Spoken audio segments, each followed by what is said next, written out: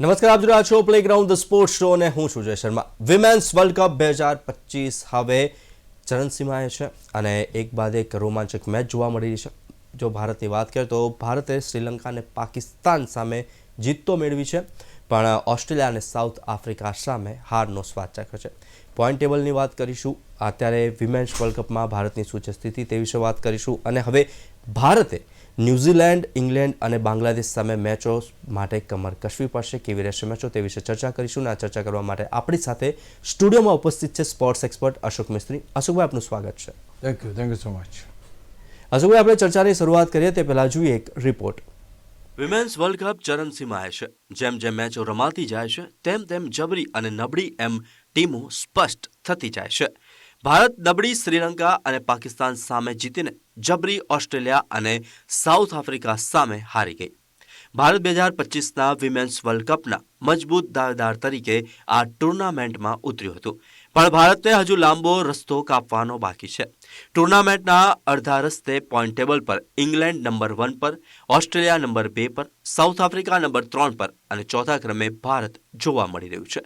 જબરી ટીમોમાં Australia, England અને south આફ્રિકાએ 4માંથી 3 મેચોમાં વિજય મેળવ્યો છે. અત્યાર સુધી ટુર્નામેન્ટનો હાઈએસ્ટ સ્કોર 7 વિકેટે 331નો ઓસ્ટ્રેલિયાનો ભારત સામે રહ્યો છે. બીજા ક્રમે ભારતનો છે 330 રન પર. વિમેન્સ વર્લ્ડ કપમાં સૌથી વધુ 260 રન અત્યારે ન્યૂઝીલેન્ડની સોફી ડિવાઇસના નામે છે, જ્યારે સૌથી વધુ વિકેટો ઝડપવામાં અત્યારે ઓસ્ટ્રેલિયાની એનાબેલ સુધરલેન્ડે 10 તથા ઇંગ્લેન્ડની સોફી એક્સલેટન, પાકિસ્તાનની ફાતિમા સના અને ભારતની દીપ્તિ શર્માએ 4 મેચોમાં 9 વિકેટો લીધી છે. તો ભારતે કમર કસવી પડશે. હજુ ન્યૂઝીલેન્ડ અને ઇંગ્લેન્ડ જેવી મજબૂત ટીમો ઉપરાંત બાંગ્લાદેશ સામે પણ મેચો રમવાની બાકી છે. તો વિમેન્સ વર્લ્ડ કપ 2025ની અંદર ભારતની શું છે સ્થિતિ, ભારતની ટીમની બોલિંગ, બેટિંગ અને સાથે જ અત્યારે પોઈન્ટ ટેબલ પરની શું છે સ્થિતિ તે વિશે ચર્ચા કરીશું.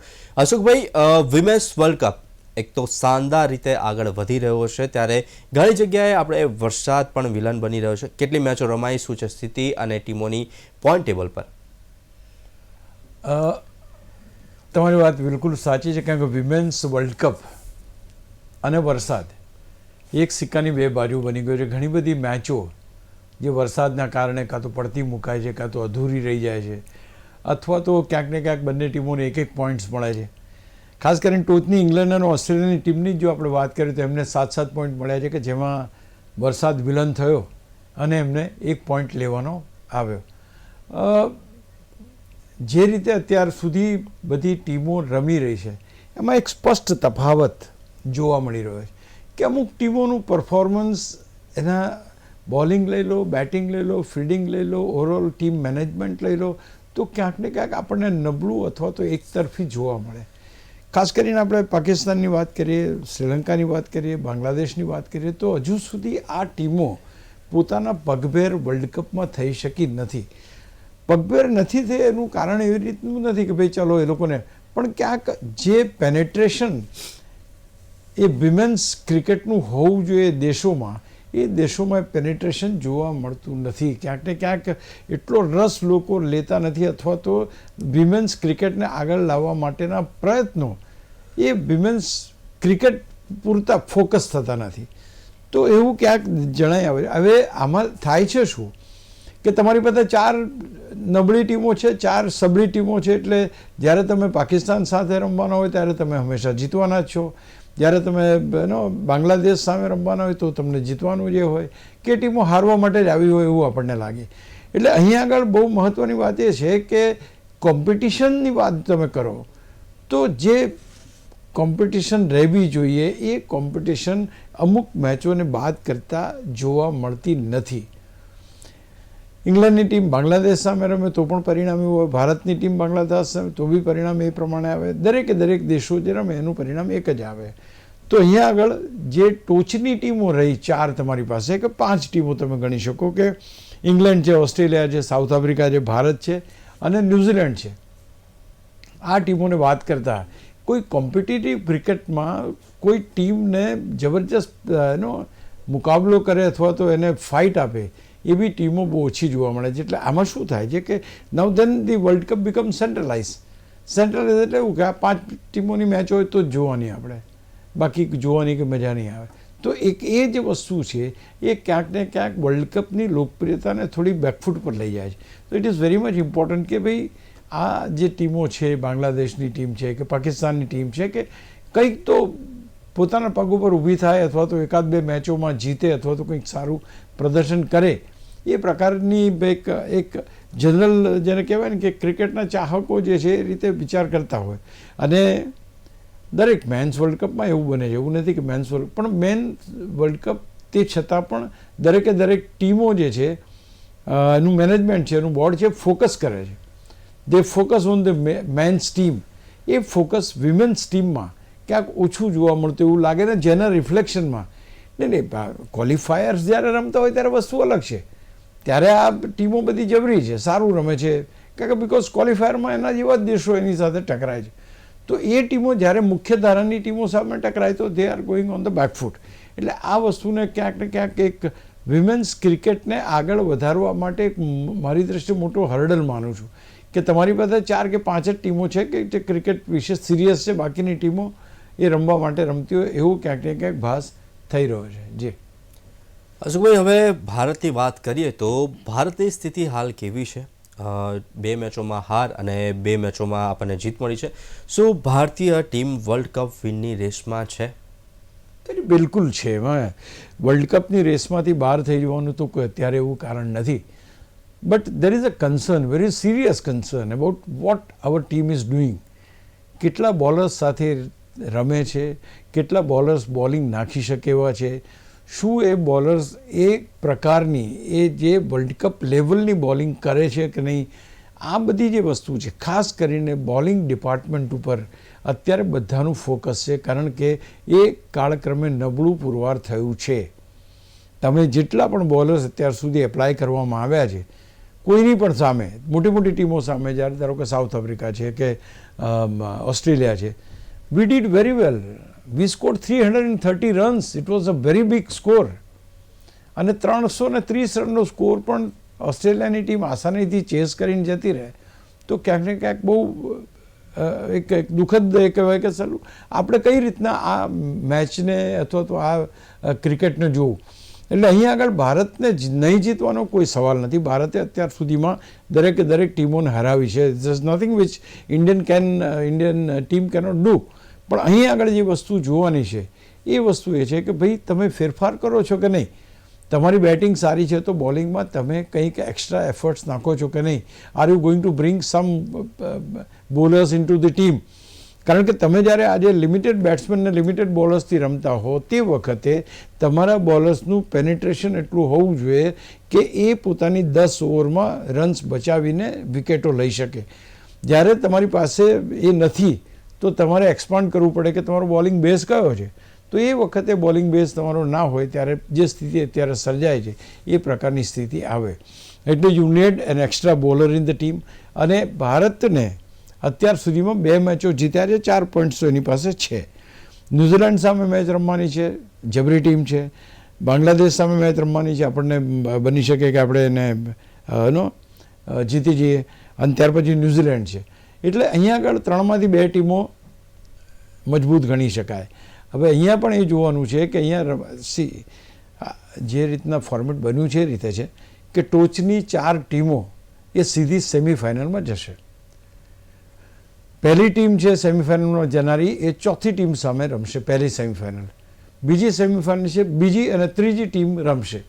હવે અહીંયા સવાલ એ છે કે ભારતને પહેલામાં પહેલો જે ટાસ્ક છે એ ટાસ્ક એ છે કે ટોપ 4માં રહેવું પડશે.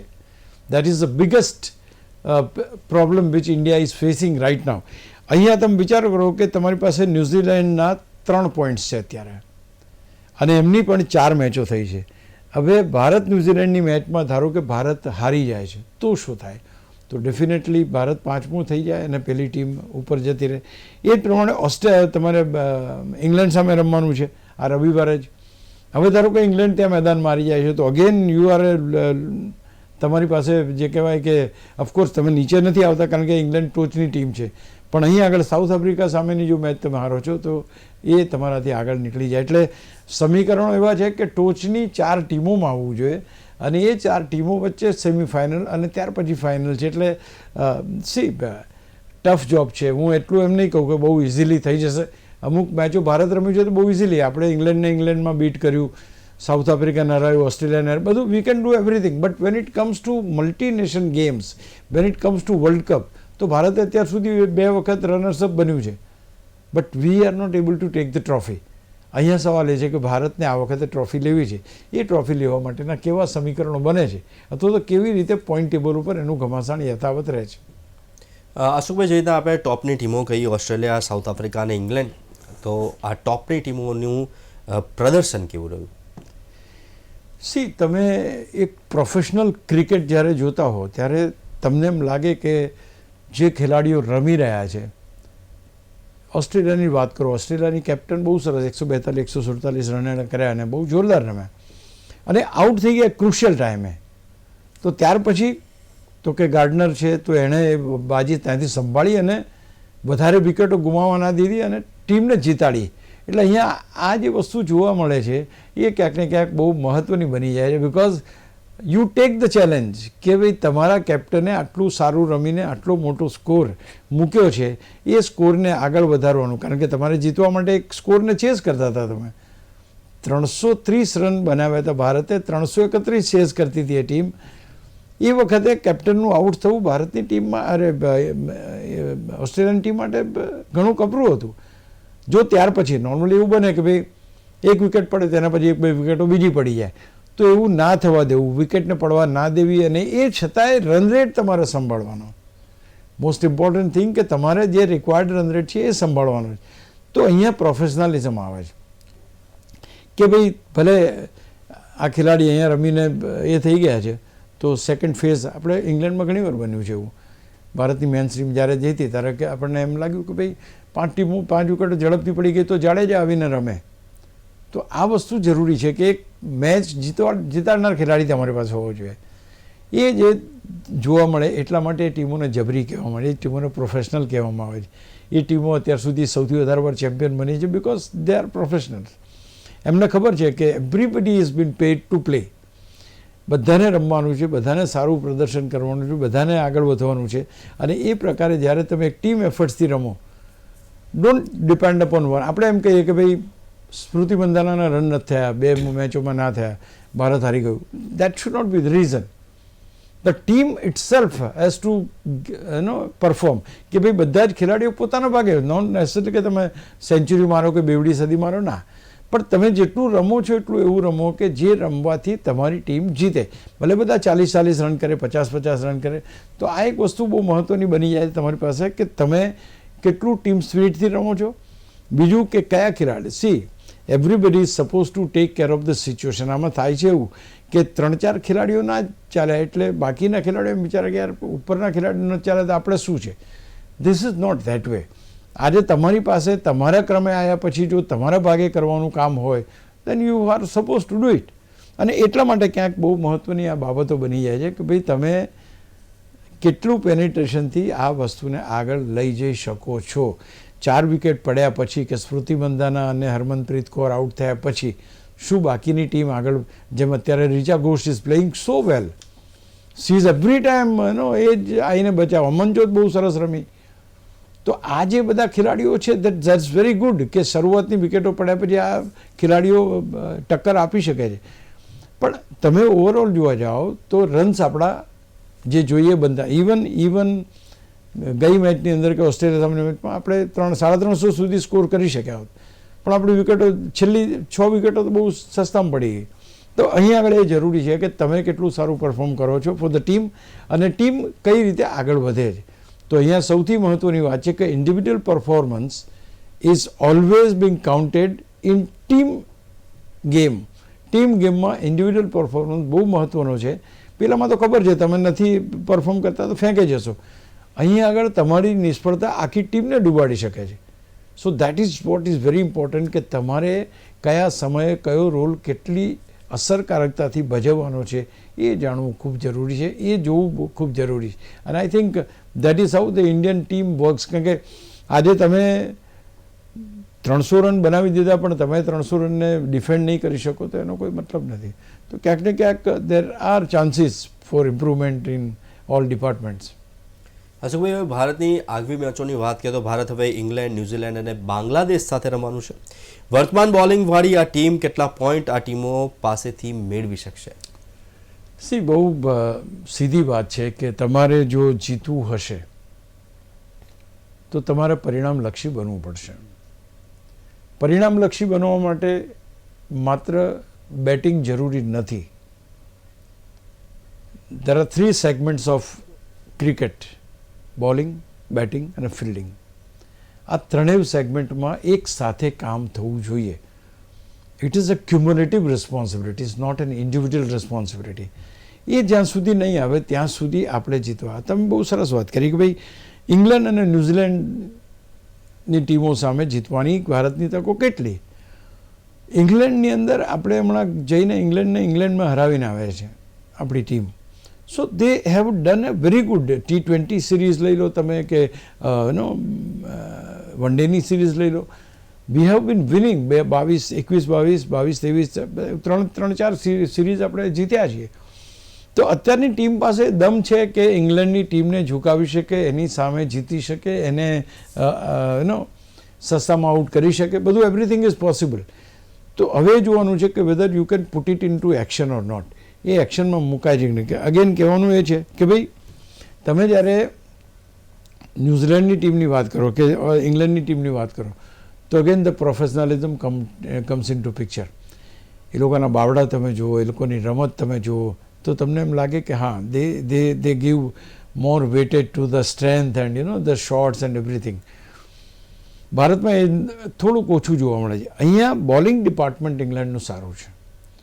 તો હવે અહીંયા આગળ બોલિંગ ડિપાર્ટમેન્ટ જ્યારે સારું હોય તો સ્વાભાવિક છે કે બેટિંગ ડિપાર્ટમેન્ટ ઉપર એની અસર થાય. એટલે જીત માટે એક જ વસ્તુ મહત્ત્વની બની જાય છે જ્યારે તમારી પાસે બોલિંગ થોડીક નબળી હોય કે તમારા બેટ્સમેનો મોટો સ્કોર આપે. એ મોટો સ્કોર નહીં આપે તો ઇન્ટરડિપેન્ડન્સી ખલાસ થઈ જશે. ઇન્ટરડિપેન્ડન્સી એટલે ખલાસ થઈ જશે કે ભાઈ તમે ધારો કે 250 રન આપ્યા અને તમે બોલરને કહો કે ભાઈ 250 રન આપણે સામેની ટીમને કરવા દેવાના નથી, but you don't have good bowlers, તો શું થશે? જે ઇન્ટરડિપેન્ડન્સી છે એ પૂરી થઈ જશે.